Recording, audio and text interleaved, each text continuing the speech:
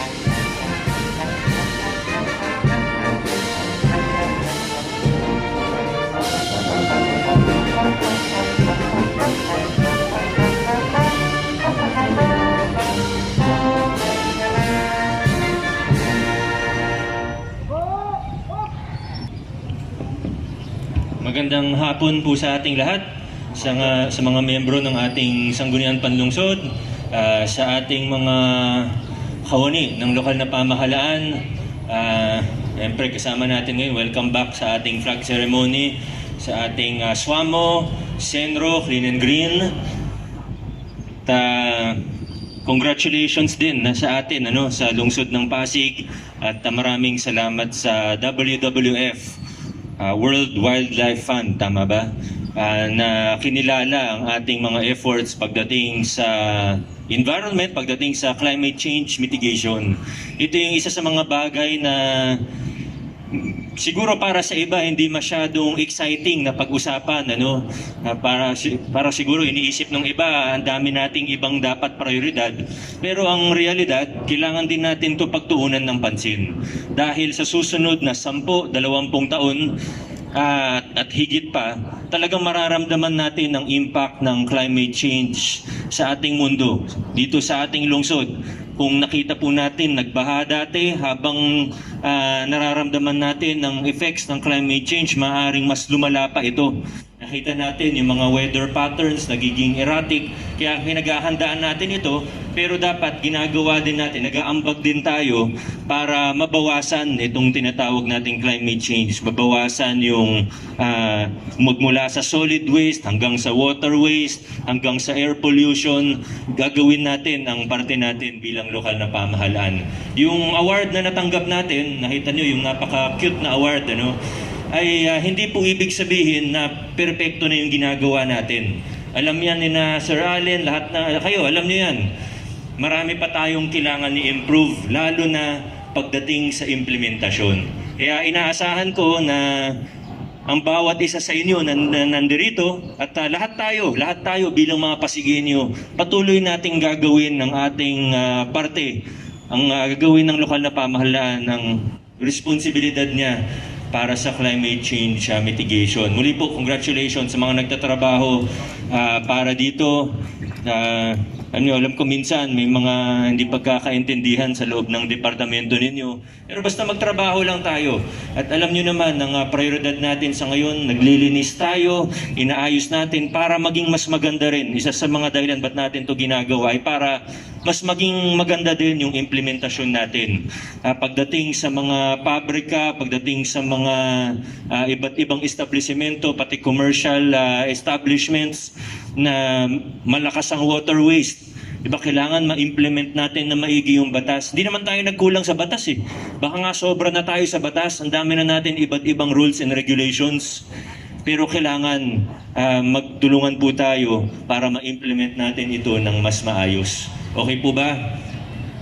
Ngayon, pagdating po sa distribution ng, may ibang topic lang po ako, distribution ng cash cards or ATM cards ng ating mga senior citizens. Nakita ko po yung mga hinaing ng iba nating senior citizens at ng kanilang mga pamilya. At inaamin ko may pagkakamali din ako, At I would like to apologize to our senior citizens dahil ang totoo, nung una kaming nagpaplano para dyan, ang pinagpaplanuhan natin ay house-to-house distribution ng ating mga cash cards. Sa kasamaang palad ay hindi pala ito kaya ng ating land bank. Hindi natin sila sinisisi dahil alam natin limitado din naman yung bilang ng staff nila at hindi pala pwedeng i-authorize ang lokal na pamahalaan. Hindi tayo pwede i-authorize para mag-distribute ng mga cash cards. So ito po, hindi nga pwede i-house to house dahil hindi nila kaya at hindi allowed sa protocols nila na tayo ang mamamahagi. Bawal po ang barangay staff, bawal po ang city staff. Kailangan po talaga. Pero alam nyo, nung una, ay sabi nila, kailangan dun sa branch kukunin. Naisipin nyo, 60,000 po ang bibigyan natin ng cash cards ngayon. Kung lahat po yan pupunta sa Land Bank si Raimundo o kahit dito sa Land Bank City Hall, ay talagang pagdagsa ng tao, talagang sobrang sikip nun. At imposibleng manatili ang social distancing. Kaya nakipag-usap tayo sa Land Bank at nagpapasalamat po ako sa staff at management ng Land Bank dahil pumayag po sila dun sa off-site distribution. Kaya malaking ginhawa na rin ito, bagamat may ibang site na medyo nagkumpulan ng mga tao, no? Ngayon, hinihikayat ko po dahil nagpapasalamat nga tayo, pumayag na yung Land Bank ng off-site distribution para hindi, kasi ang isang option yan, ay next year pa natin mabibigay yung cash card, next year pa nila matatanggap yung cash. Kaya nga natin itong ginawa yung cash card para hanggang next year pwede na nila gamitin yung cash card na yun. Hanggang 2022, hanggang 2023 pwede nila gamitin yung cash card na yun. Medyo minalas lang tayo dahil hindi umabot ng COVID. Inabutan tayo ng COVID nung Marso. Nag-skeleton workforce tayo, maraming naging delay. At hindi naman para banggitin ko lahat ng detalye ng pagpaplano natin. Basta gagawin natin ng lahat para ma-distribute pa rin yung cash cards dahil ayaw naman natin sa Pebrero or Marso pa nila matanggap, mga minamahal nating senior citizen. Pero isa gagawin natin ng lahat ng pwede nating gawin para manatili yung social distancing, yung alphabetical order. Hinihikayat ko po ang bawat senior citizen na pupunta doon dahil hindi rin pinapayagan yung representative. Sa mga bedridden, pumayag po sila na i-house to house, pero yun lang daw yung kaya ng Land Bank. At again, thank you sa Land Bank for that. At least 4,000 din yun na bedridden na hindi makakalabas ng bahay. Pero muli po, hinihikayat ko po ang mga senior citizens natin na strictly sumunod po tayo dun sa listing ng alphabetical order. Kung nakasulat po na 2 p.m. po yung schedule ng letter M to Z, wag po tayo pumunta, kunwari ako letter S, wag po tayo pumunta ng 10 a.m. Dahil yun po nakita natin. Alam niyo siguro yung mga senior citizens natin na talagang excited din po. Pagka sinabing merong distribution, kahit alam na 3 p.m. yung schedule, 9 a.m., 8 a.m., nandun na. Kaya talagang nagsisiksikan. Pero ang totoo, kung susundan natin kung susunod po tayo dun sa alphabetical order na schedule, hindi po talaga at napakabilis ng staff ng Land Bank. Kung makita niyo po, at ako inobserbahan ko yung distribution sa ibang lugar, napakabilis. Bibigay lang yung card, yung temporary pin, tapos na, napakabilis ng proseso.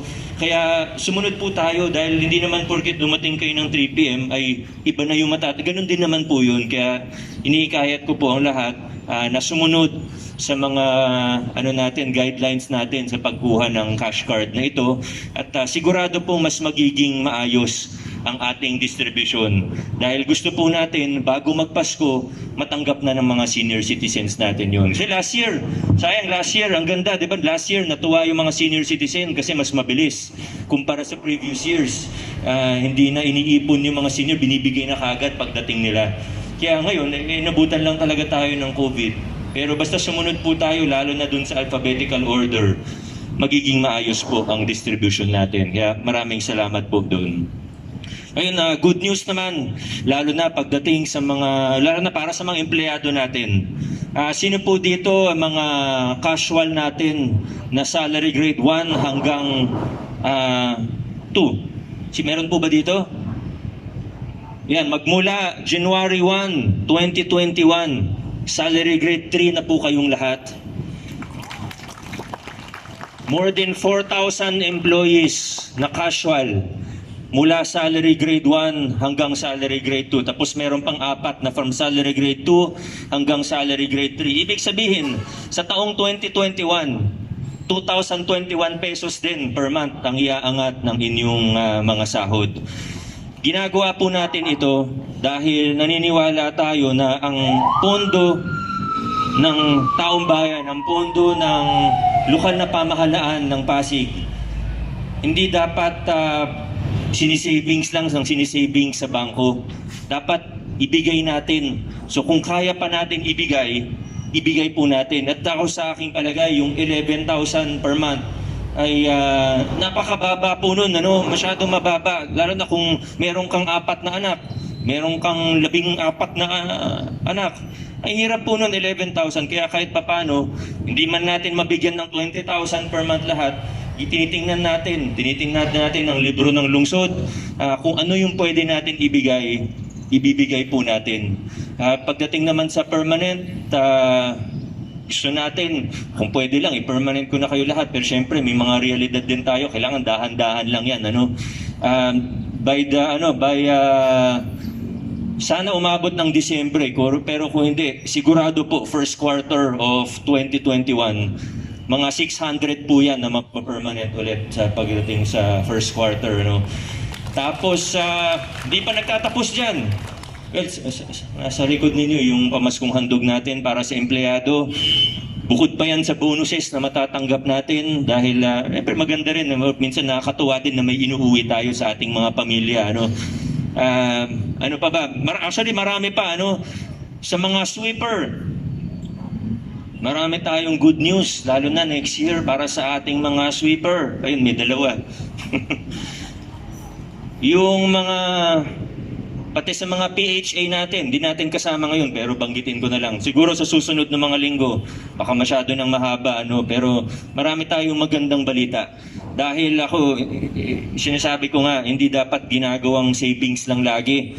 Kaya lumaki ang pera ng Pasig sa bangko, hindi naman nagagamit. Para saan, di ba? Ibalik natin sa tao, may infuse pa natin yung pera sa ating ekonomiya. Ang may kinabang dito, hindi lang empleyado ng Pasig, kundi buong lungsod ng Pasig. Basta tuloy-tuloy lang po tayo magtrabaho para sa ikabubuti ng ating lungsod. Maraming salamat, good morning po, Merry Christmas sa ating lahat. Adjourn na po tayo.